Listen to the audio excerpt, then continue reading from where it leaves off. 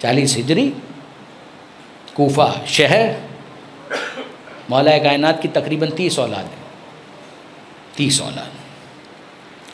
اور مولا کائنات کا طریقہ کار یہ ہو گیا کہ ہر روز کسی ایک بیٹے یا ایک بیٹی کے گھر پر افطار کرتے ہیں. آپ کو معلوم ہے اب وہ جملہ، یعنی آپ جانتے ہیں کہ 18 رمضان کا جب دن مکمل ہوا تو مولا کائنات جناب ام کلثوم کے مہمان تھے، جناب ام کلثوم کے مہمان.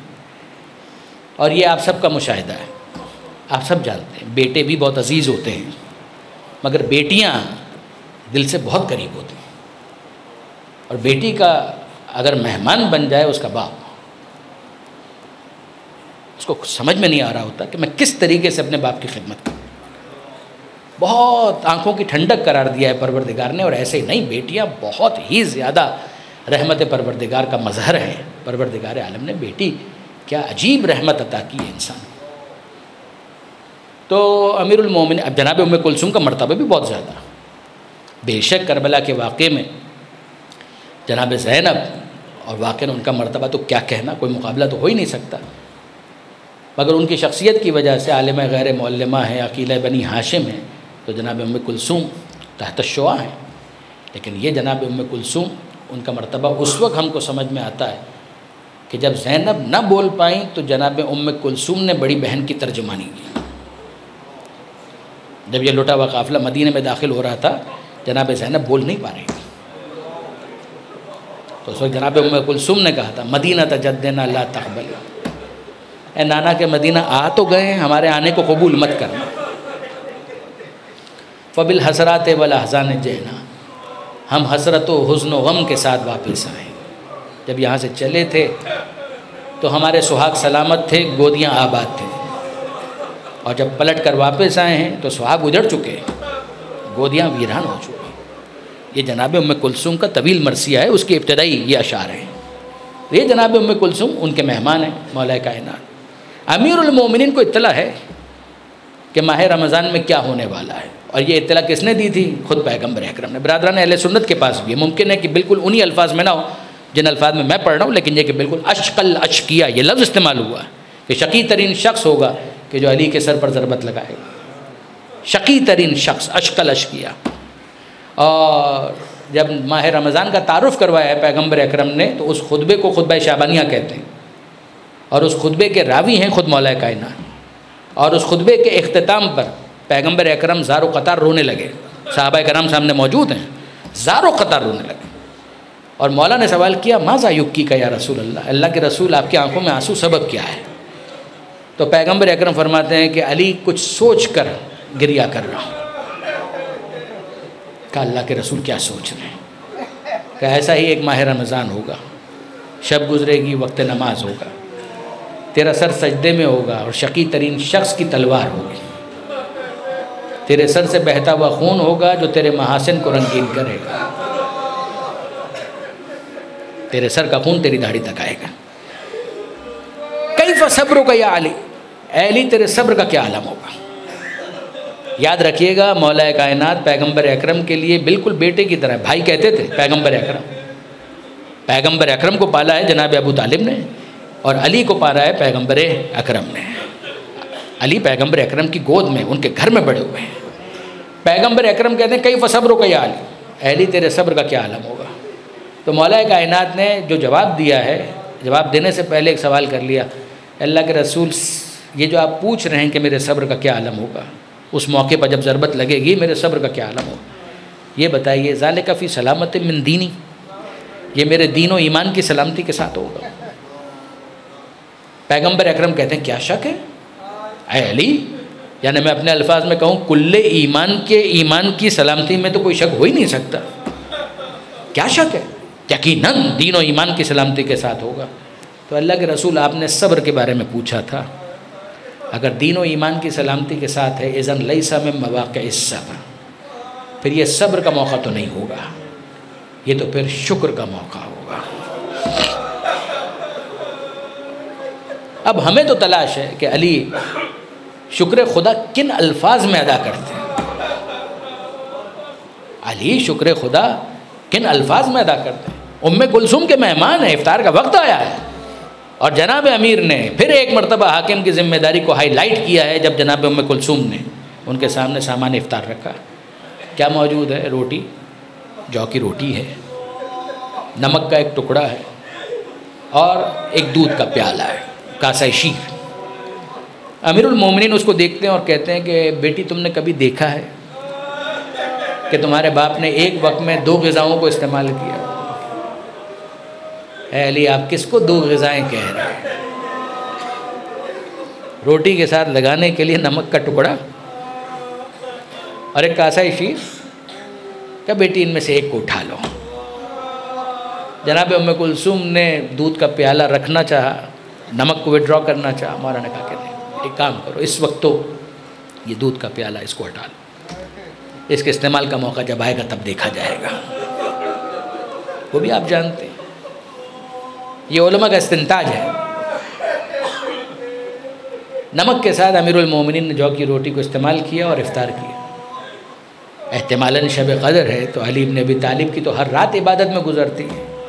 تو امیر المومنین مصلی عبادت پر ہیں، پروردگار عالم سے راز و نیاز کرتے ہیں. کبھی صحن میں آتے ہیں، آسمان کی طرف دیکھتے ہیں، وہ کہتے ہیں یہ واللہ ہے، اللہ کی قسم یہی وہ رات ہے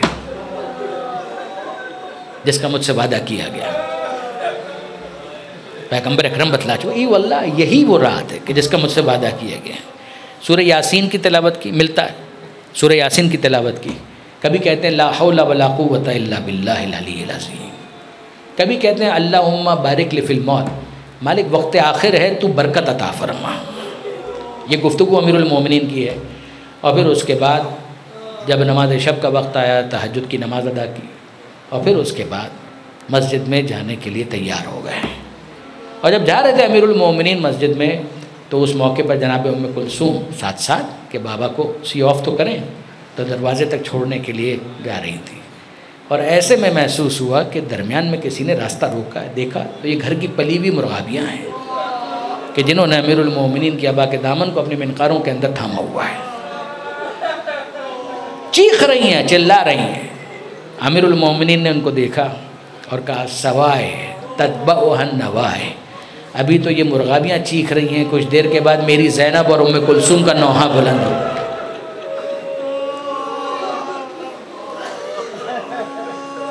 مرغابیاں بھی پہچان رہی ہیں کہ ہم یتیم ہونے والے ہیں، وہ بھی پہچان رہی ہیں. اور پھر اس کے بعد امیر المومنین مزید آگے بڑھتے ام کلثوم کے دل سے پوچھئے کیا گزر رہی ہے جو یہ سارے الفاظ سن رہی ہیں. بابا کیا ایسا نہیں ہو سکتا کہ جودہ ابن حبیرہ کو بھیج دیا جائے، آج وہ آپ کی جگہ نماز پڑھا دے؟ کہ بیٹا جو اس رات ہونا ہے وہ تو ہو کر رہے گا. علی اور آگے بڑھے اور جب دروازے سے گزرنا چاہ رہے تھے تو زنجیر در مولا کے ابا میں الجھ گئی. آپ ذرا غور کیجئے، انسان یتیم ہو رہے ہیں، حیوان یتیم ہو رہے ہیں، جمادات کو یتیمی کا احساس ہو رہا ہے. امیر المومنین نے زنجیر در کو جدا کیا اور پھر آہستہ آہستہ مسجد کوفہ تک پہنچے. مسجد کوفہ بھی پہنچے امیر المومنین اور پھر اس کے بعد امیر المومنین لوگ موجود تھے وہاں پر، آہستہ آہستہ گئے اور پھر اس کے بعد گلدستہ اذان پر بلند ہوئے. گلدستہ اذان پر بلند ہونے کے بعد اذان کہی، اللہ اکبر اللہ اکبر اللہ اکبر اللہ اکبر، جو کلمات ہیں اذان کے مشہور. امیر المومنین نے وہ ارشاد فرمائے. الفاظ عجیب ہیں کہ جب علی اذان دے رہے تھے کوفہ کا کوئی گھر ایسا نہیں تھا کہ جہاں کے رہنے والوں نے علی کی اذان کی آواز کو نہ سنا. کیا مؤذن کا مرتبہ اور مقام ہے کہ علی اذان کہہ رہے ہیں.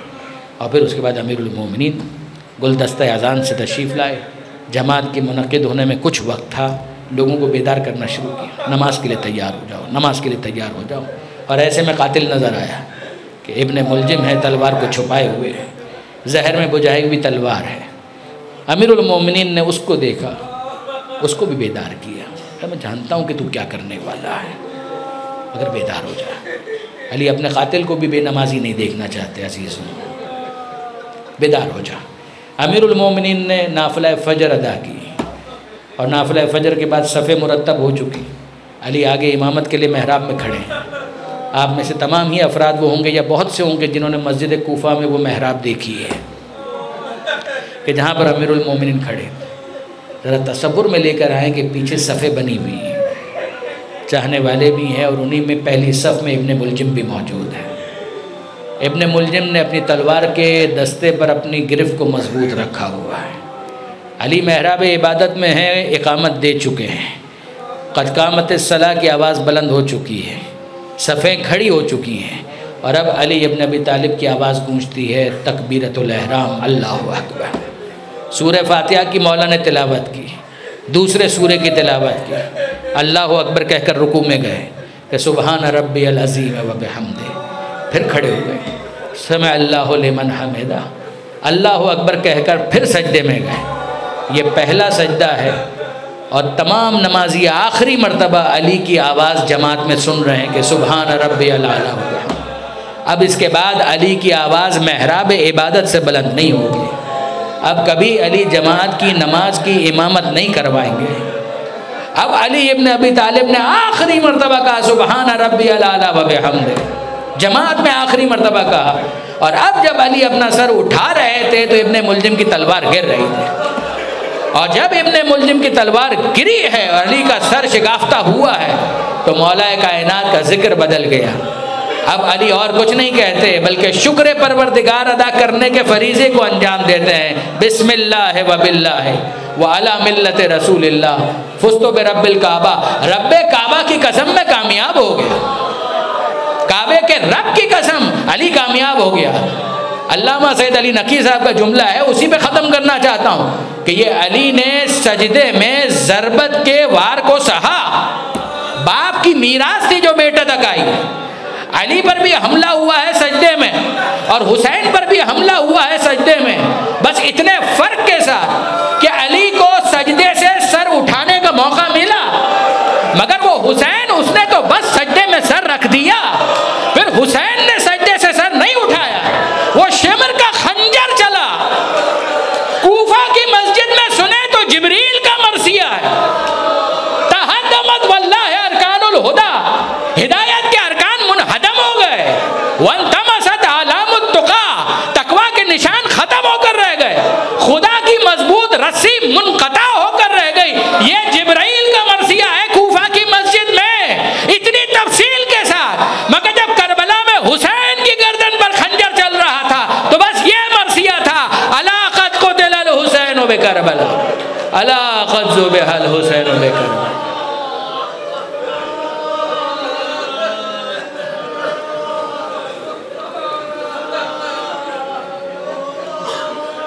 الا لعنۃ اللہ علی الظالمین وسیعلم الذین ظلموا ای منقلب ینقلبون۔ بار الہ اس قلیل توسل کو قبول فرما، ان آنسوؤں کو جناب سیدہ کے رومال میں جگہ عطا فرما، مولا کے چاہنے والوں کی توفیقات میں اضافہ فرما، مولا کی عزاداری کو فروغ عطا فرما، آل محمد کے ماننے والے چاہنے والے جہاں کہیں بھی ان کی جان مال عزت و آبرو کی حفاظت فرما، مولا کے صدقے میں دنیا آخرت کے تمام مراحل کو ہمارے لیے آسان فرما، بیماروں کو شفا عطا فرما۔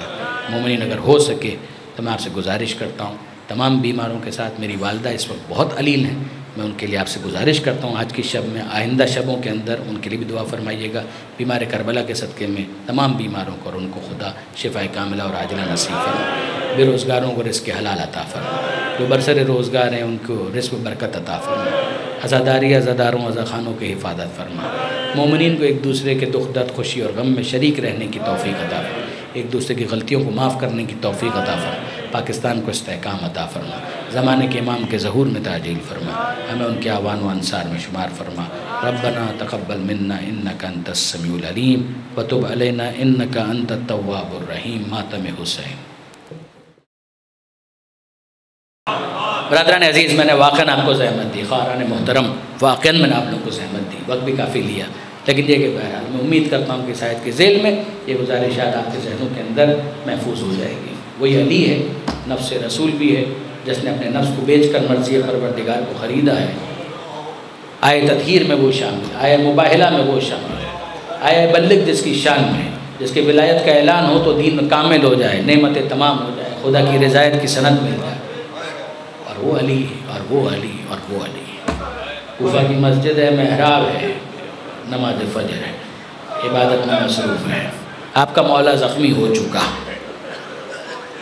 سجدے سے بلند ہوتا ہوا سر ابن ملجم کی گرتی ہوئی تلوار، وہ تلوار کی جو فقط تلوار نہیں ہے، زہر میں بجھی ہوئی تلوار ہے۔ مولا کا ایک لقب ہے، عنوان ہے ابو الائمہ، تمام ائمہ کا پدر بزرگوار۔ اور یاد رکھیے گا کہ معصومین میں سے شہادت ہوئی ہے یا زہر سے ہوئی ہے، تلوار سے ہوئی ہے۔ علی وہ ہیں کہ جو بیک وقت تلوار سے بھی شہید ہوئے ہیں، زخم ہوئے ہیں، اور ساتھ ہی ساتھ زہر سے بھی شہید ہوئے۔ ابن ملجم کا خود کا کہنا ہے کہ 40 دن تک میں نے ایک مہلک زہر کے اندر اس تلوار کو بجھایا، ایسا مہلک زہر کہ اگر اسے دریا میں ڈال دیا جائے تو دریا کی مچھلیاں برداشت نہ کر سکیں، تڑپ تڑپ کر مرتے۔ ایسے زہر میں نے تلوار کو بجھایا، 40 دن تک بجھایا، اور پھر اس کے بعد اس رات کا انتظار کیا، اور پھر مولا کے سر کے اوپر یہ ضربت لگی۔ اور ضربت بھی وہاں لگی کہ جہاں خندق میں عمر ابن عبدود کا ایک وار مؤثر ہو چکا تھا، اسی زخم پر، اسی جگہ پر۔ اور آپ سن چکے کہ مولا کائنات نے صدا بلند کی، بسم اللہ و باللہ و علی ملت رسول اللہ فزت ورب الکعبہ، رب کعبہ کی قسم میں کامیاب ہو گیا۔ امام حسن آگے بڑھے، جو مسجد کے اندر نماز جماعت کا پروٹوکول بھی ہے کہ پہلی صف میں وہ ہونا چاہیے کہ اگر امام جماعت کے اوپر کوئی سانحہ ہو جائے تو وہ نماز جماعت کو مکمل کروا سکے۔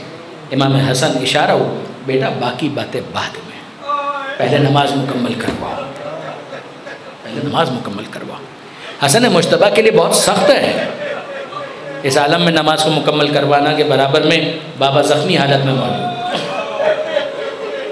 حسن جماعت کرا رہے ہیں، مولا کائنات برابر میں بیٹھ کر نماز مکمل کر رہے ہیں، پیچھے نمازی نماز پڑھ رہے ہیں، اور جب نماز مکمل ہو گئی تو آج تعقیبات وغیرہ سب معطل ہیں۔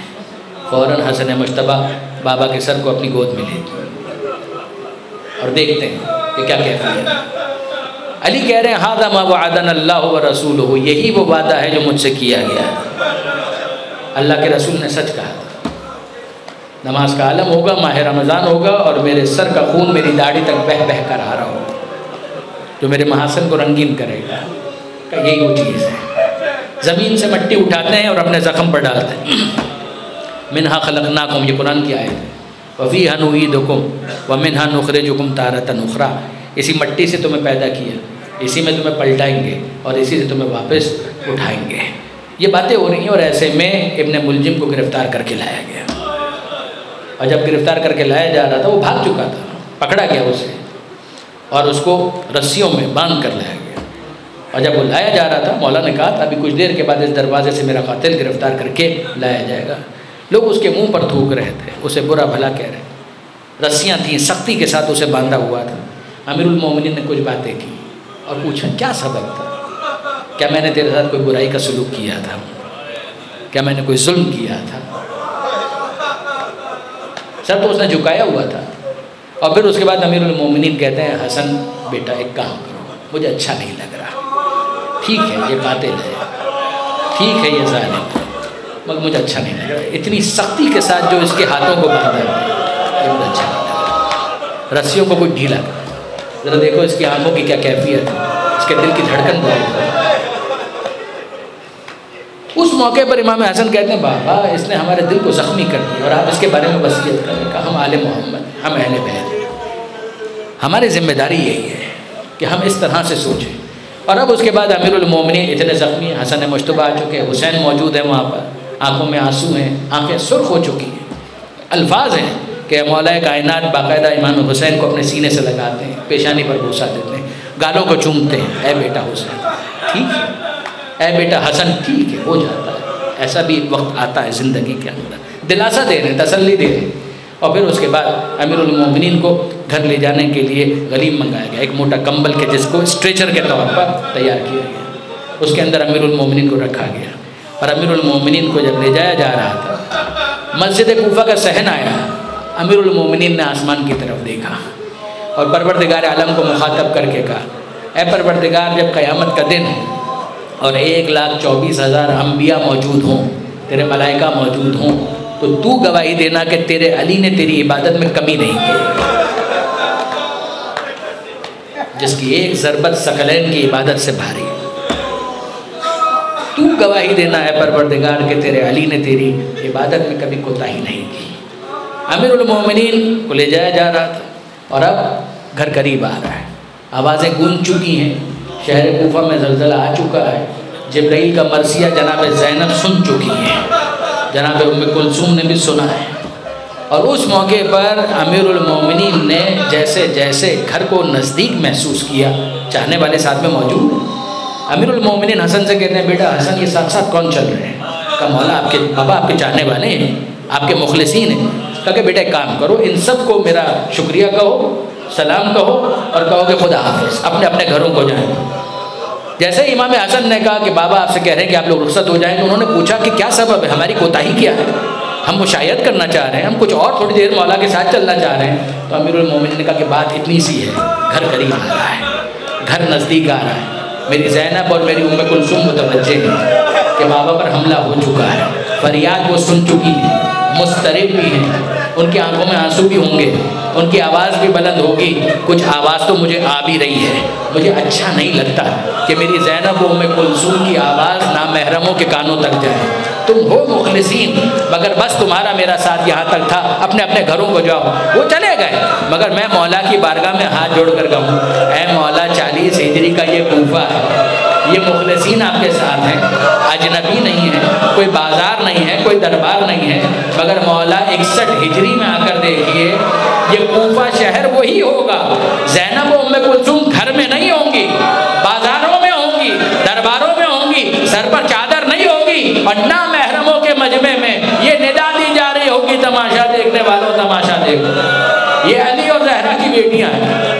بس عزیزو آخری چند جملے ابھی میں نے آپ سے عرض کیا کہ جب حسن آئے حسین آئے، خود تسلی دینے والے مولا تھے، اے بیٹا حسن ہے بیٹا حسین، ہو جاتا ہے زندگی کے اندر ایسے مراحل آتے ہیں۔ اور اب امیر المومنین جب گھر پہنچے ہیں اور جناب زینب نے بابا کا استقبال کیا ہے اور بابا کی یہ کیفیت دیکھی ہے، سر پر خون کے آثار نظر آ رہے ہیں، داڑھی پر خون کے نشان نظر آ رہے ہیں، جناب زینب نے دیکھا اور دیکھنے کے بعد کچھ دیر تک خاموش رہیں اور پھر دھاڑے مار مار کر رونا شروع کیا، بابا سے بلند گریہ شروع کیا۔ اور میں آپ کی خدمت میں عرض کروں، وہ علی جو ابھی کچھ دیر پہلے مسجد میں حسن اور حسین کو تسلی دے رہے تھے، اے بیٹا حسن اے بیٹا حسین، ہو جاتا ہے زندگی کے اندر یہ مراحل بھی آتے ہیں، مگر جب اپنی زینب کو روتے ہوئے دیکھا تو علی برداشت نہیں کر سکے، یہاں زینب نے گریہ شروع کیا، وہاں علی کی گریہ کی آواز بلند ہوئی۔ میں ہاتھ جوڑ کر کہوں آخری جملے، اے مولا کائنات، اے امیر المومنین، اے مشکل کشا، آج کوفے میں آپ اپنے گھر میں اپنی زینب کے چند آنسو نہ دیکھ سکے، آپ کے دل پر کیا گزری ہوگی جب شام غریبہ میں جلے ہوئے خیموں کے پاس زینب کبریٰ کو دیکھا ہوگا اور جناب زینب نے کہا ہوگا اے سوار رک جا، یہاں اب لوٹنے کے لیے کچھ باقی نہیں ہے، اور جب جناب زینب کو قریب آ کر آپ نے اپنا تعارف کروایا ہوگا، اے زینب کوئی اور نہیں ہے، تیرا بابا ہے، تیری مدد کے لیے آیا ہے، اس وقت زینب کے آنسوؤں کو دیکھ کر آپ پر کیا گزری ہوگی جب زینب نے فریاد کی ہوگی بابا میرا حسین نہ رہا، بابا میرے عباس کے بازو قلم ہو گئے، بابا شبیہ رسول علی اکبر کے سینے میں برچی کا پھل تھا، اے بابا آپ کا ہم نام وہ چھوٹا ننھا علی اصغر، اے بابا آپ نے اپنے قاتل کو جامع شیر پیش کیا تھا، اور یہاں آپ کے علی اصغر کو 3 بھال کے تیر سے زہرا۔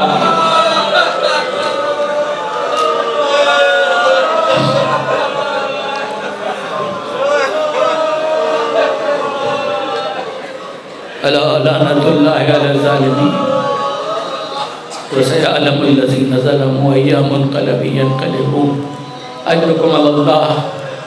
بار الہ اس قلیل توسل کو اپنی بارگاہ میں قبول فرما، مالک مولا کائنات کے صدقے میں ہماری دعاؤں کو مستجاب فرما، مولا کی سیرت پر عمل کی توفیق عطا فرما، مالک بیماروں کو شفا عطا فرما، خاص طور پر جو پیش نظر ہے ہماری والدہ محترمہ کے لیے خاص طور پر گزارش ہے، مالک ان سب کو شفا عطا فرما، بے روزگاروں کو رزق حلال عطا فرما، جو برسر روزگار ہیں برکت عطا فرما، جو بے اولاد ہیں اولاد عطا فرما، جو صاحبان اولاد ہیں تربیت کی توفیق عطا فرما، مالک جو اپنی اولاد کے رشتوں کے لیے پریشان ہیں انہیں بہترین رشتے عطا فرما، مالک جن گھروں میں ناراضی ہے علی اور زہرا کے مقدس گھرانے کا واسطہ ان گھروں کی ناراضی کو الفت اور محبت سے تبدیل فرما، عزاداری عزاداروں عزا خانوں کی حفاظت فرما، پاکستان کو استحکام عطا فرما، زمانے کے امام کے ظہور میں تعجیل فرما، ہمیں ان کے اعوان و انصار میں شمار فرما۔ ربنا تقبل منا انک انت السمیع العلیم، یا علی مولا حیدر مولا۔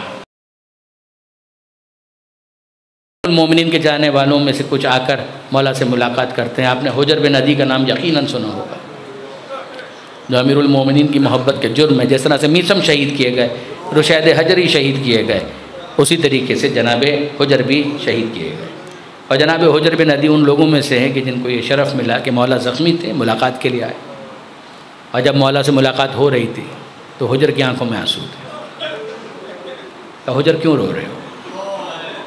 کہ مولا بات اتنی سی ہے کہ اس وقت آپ اتنے زخمی ہیں اور اتنے زخم سے متاثر ہیں، آپ کا چہرہ اتنا زرد ہو چکا ہے کہ آپ کے ماتھے پر بندھی ہوئی پٹی اس کا رنگ بھی زرد ہے اور آپ کے چہرے کا رنگ بھی زرد ہے، اور کوئی فرق نہیں کر سکتا کہ کس کا رنگ زیادہ زرد ہے، اس ڈریسنگ کا یا آپ کے چہرے کا، اتنا زرد ہو چکا ہے۔ تو زہر کی تلخی کا اثر تو ہے مولا کائنات کے چہرے پر۔ امیر المومنین کہتے ہیں کہ ہاں حجر، ایک وقت ایسا آئے گا تم پر بھی، سنو، کہ تم سے کہا جائے گا کہ اپنے مولا سے اعلان براعت کرو، بیزاری کا اعلان کرو، علی کو گالیاں دو۔ حجر تڑپ کے رہ گئے کہ مولا ہو نہیں سکتا، مجھ سے اگر یہ مطالبہ کیا گیا میں جان دینا پسند کروں گا، میں قتل ہو جانا پسند کروں گا۔ کہاں حجر ایسا ہی ہوگا، تمہاری جان اسی طرح سے جائے گی کہ تم اپنے مولا کے نام پر قربان ہو جاؤ گے۔ پھر اس کے بعد امیر المومنین کہتے ہیں کیا مناسب نہیں ہے کہ اب میرے چاہنے والے مجھے موقع دیں کہ میں اپنے گھر والوں کے ساتھ کچھ وقت گزاروں۔ چاہنے والے مولا کائنات کا اشارہ پا کر گھر سے باہر آ گئے، اور اب مولا کائنات نے امام حسن سے کہا کہ بیٹا ایک کام کرو کہ میرے تمام اولاد کو جمع کر، میں ان سے کچھ بات کرنا چاہتا ہوں۔ دیکھیے امیر المومنین اتنے کمزور ہو چکے ہیں زخمی ہونے کے بعد کہ آپ نے یقیناً سنا ہوگا کہ یہ مغربین کی جو نماز ہے مولا کائنات نے بیٹھ کر پڑھی، مولا کائنات نے یہ نماز کھڑے ہو کر نہیں پڑھی، بیٹھ کر پڑھی ہے۔ کھڑے ہو کر نماز نہیں پڑھ سکتے تھے، اور یہ آل محمد کے گھرانے میں بہت سخت مرحلہ ہوتا ہے کہ جب کوئی بیٹھ کر نماز پڑھے۔ آپ نے یقیناً اربعین کی مجالس میں یہ سنا ہوگا کہ جناب زینب کبریٰ شام کے زندان میں سنت نمازیں، مستحب نمازیں بیٹھ کر پڑھنے لگی، نماز شب بیٹھ کر پڑھنے لگی۔ تو سید سجاد حیران رہے کہ پھوپھی اماں، آپ نے تو شام غریبہ میں بھی کھڑے ہو کر نماز پڑھی، یہ کون سا دن آ گیا؟ جناب زینب کہتی ہیں کہ جو غذا اور پانی آتا ہے وہ اتنا کم ہوتا ہے کہ بچوں کو بھی پورا نہیں ہو پاتا، تو اب میں نے اپنے حصے کی غذا بھی بچوں کے لیے رکھی ہے کہ میری سکینہ دونے والے زیادہ کھا لیں، میرا باقر کچھنے والے اور کھا لیں۔ تو اب کمزوری اتنی آ گئی کہ میں کھڑے ہو کر نماز نہیں پڑھ سکتی، واجب نمازیں تو پھر بھی کھڑے ہو کر پڑھ لیتی ہوں، مگر سنت نمازیں اب میں کھڑے ہو کر نہیں پڑھ سکتی۔ وہ جو زینب ہے وہ سنت نمازیں اگر بیٹھ کر پڑھیں تو سجاد کو حیرت ہوتی ہے، کیا وقت آ گیا مولا کائنات پر کہ واجب نماز بیٹھ کر پڑھیے۔ اور پھر وہ گفتگو، اور پھر اس کے بعد امیر المومنین کہتے ہیں میری اولاد کو میرے پاس بلایا جائے۔ امیر المومنین کے سارے بیٹے اور بیٹیاں آ گئے، ازواج امیر المومنین کی وہ بھی وہاں پر تشریف لے آئیں، اور اب امیر المومنین نے وصیتیں کرنا شروع کی۔ نہج البلاغہ کا مکتوب نمبر 47 ضرور پڑھیے گا۔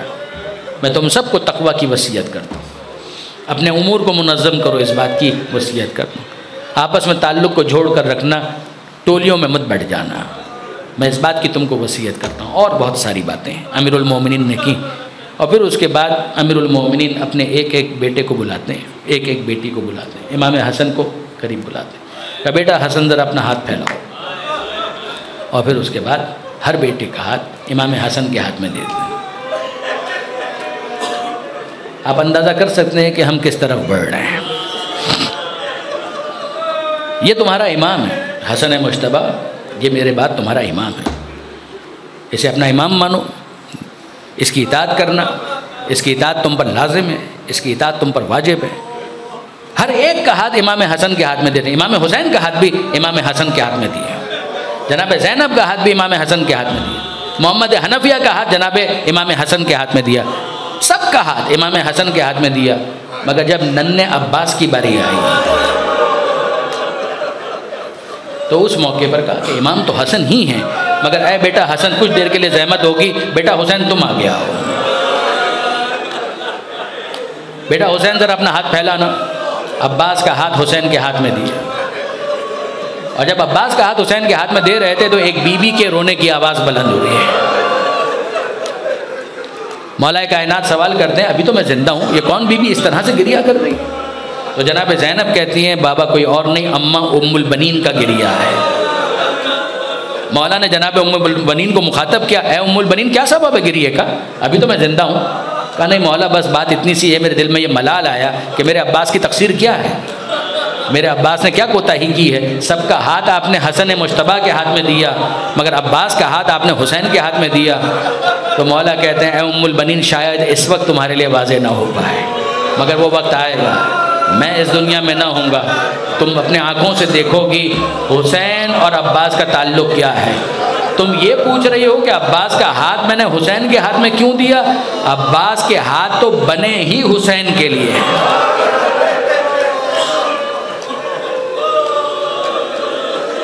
عباس کے ہاتھ تو بنے ہی گویا حسین ابن علی کے لیے ہیں. اور یہ ساری وصیتیں کرنے کے بعد امیر المومنین اب ایک مرتبہ امام حسن سے جو اسرار امامت بیان کرنے تھے وہ بیان کر لیے، اور اب اس کے بعد امام حسین سے کہتے ہیں اے بیٹا حسین ذرا قریب آؤ، ایک خاص بات ہے جو تم سے کرنی ہے.